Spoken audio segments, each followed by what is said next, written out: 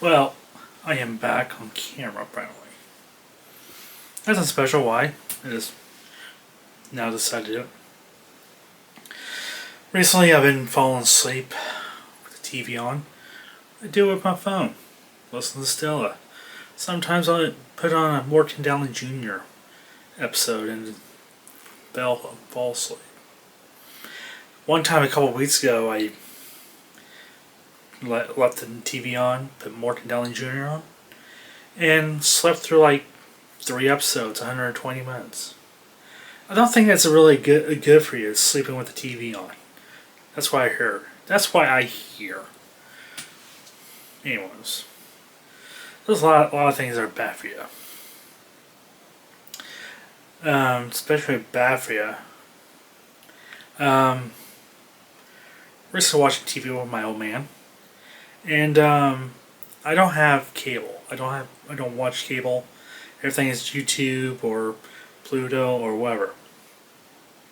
And Fox has some shitty game shows now. There's a show called like 1%.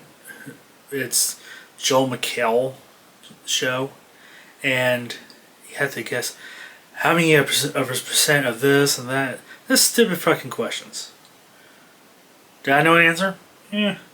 I question them. Question if they're actually legit or not. So. Other was something with big yellow balls and a dunk tank or some shit, and they had to answer questions. They had to run to these correct questions, and that they get it right or not, they're going to the dunk tank, and it's like 2 teams of 5. Yeah, that's why television is dead.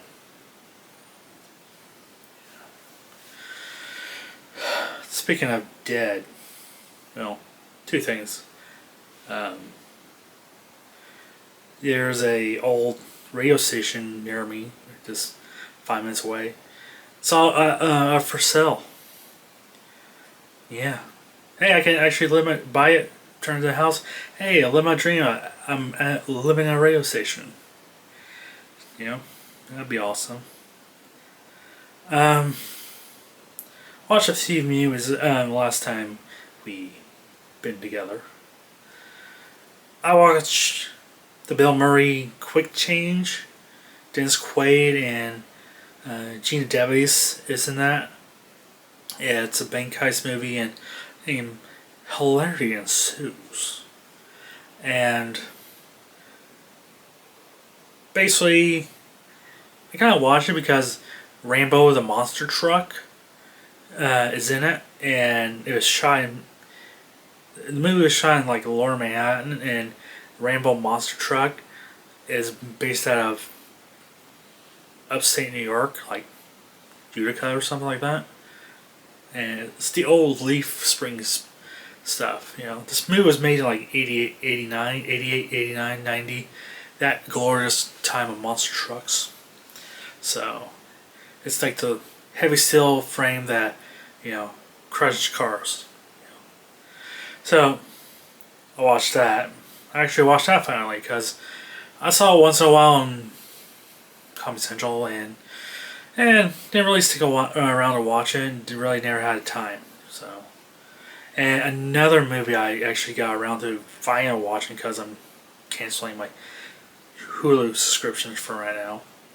Predator Badlands. Predator Badlands is another saga in the, I guess you can call it, Predator Alien shared universe, and it's about an actual alien predator, if you want to call him that. And it's like a teenager's on a hunt. All these Predator movies are all on hunt, and it's centered around the Predator itself. And he has to earn his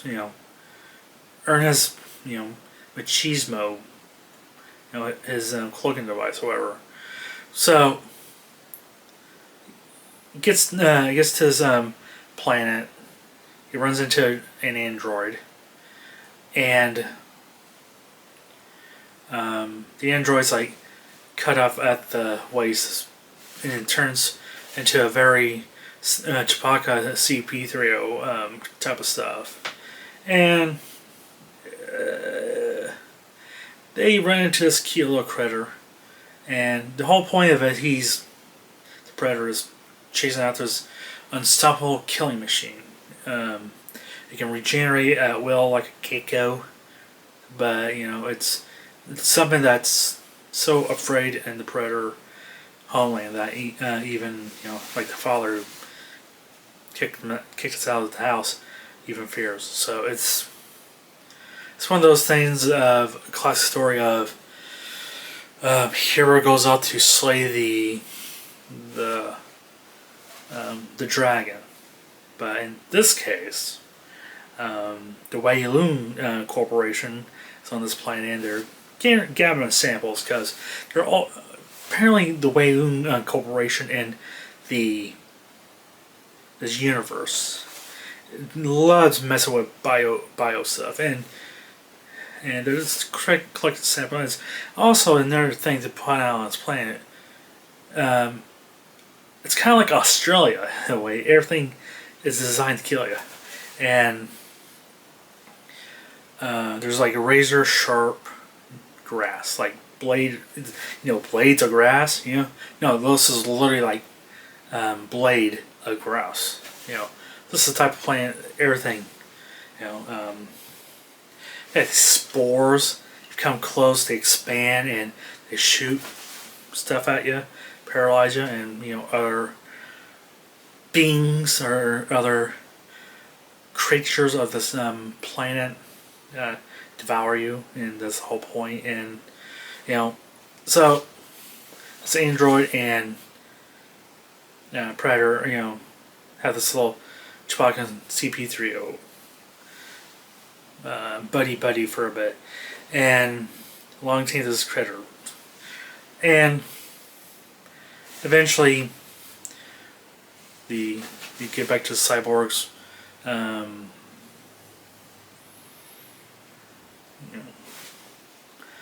What was it? Recon, not recon, but like this. She was already on a mission, and they were attacked, but eventually she gets back to the Wei Lun mobile device, or whatever, and meets up with her twin android, and that's where the action keeps up. It's it's really hard to explain if you're not really into Alien Predator saga, but it's one of those things that's just really hard to describe. Just got to watch, but great action. But the only drawback is they gave the Predator emotions, and that's like ugh. And of course the whole idea of there's a whole CP3O Chewbacca thing going on from Empire.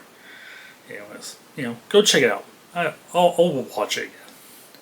And another movie I watched last night was the reimagining of the Toxic Avenger. The original Toxic Avenger came out 40 years ago.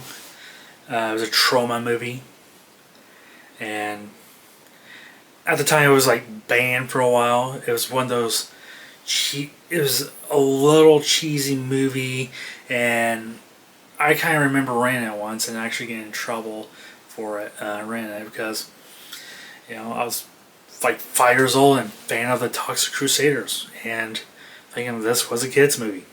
I thought wrong. So basically, Toxic Avenger is the same idea as the first movie. That lower person,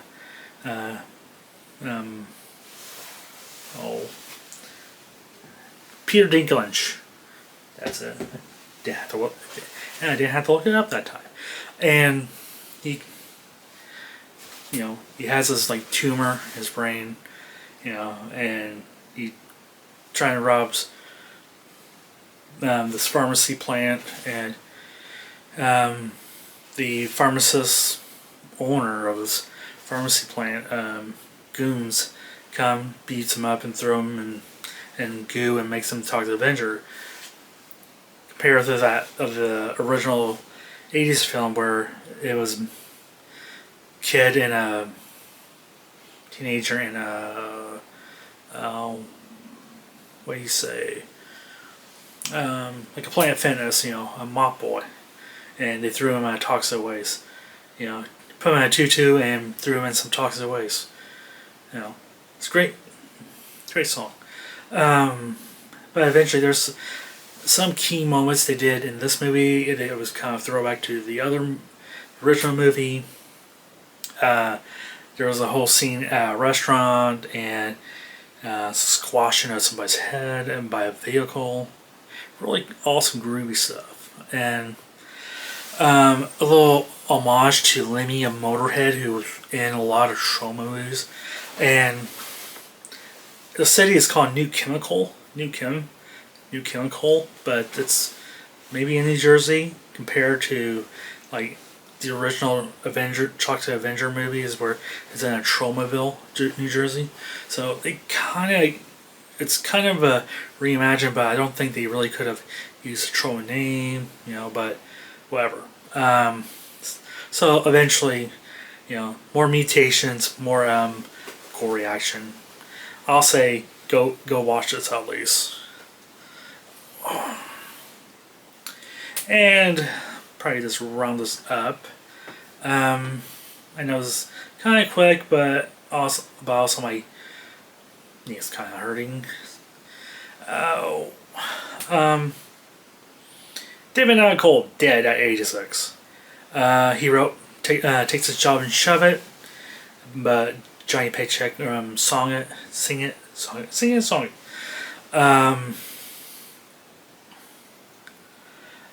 David Allan Coe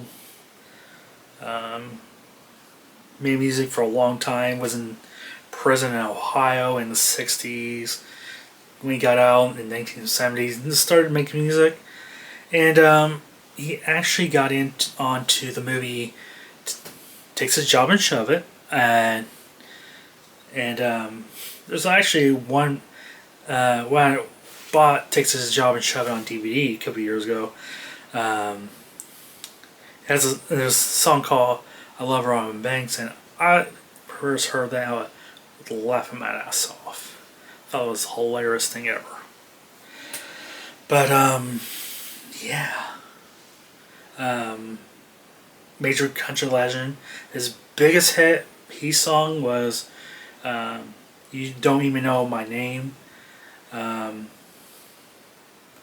It's the only real big country hit they play on the radio, but anything else. But yeah, David Allan Coe dead at 86. Anywho. But like I said, my knee is freaking killing me today. And I'm going to cut this short. Nice little under 15er. But there's some stuff I want to talk about next time. Need to do a little bit more in research. Research, that is. I want to talk about concert stages, and monster truck driver got fired for doing his job. But yeah, anywho, my knee's killing me, but as always, play something pretty for Stella.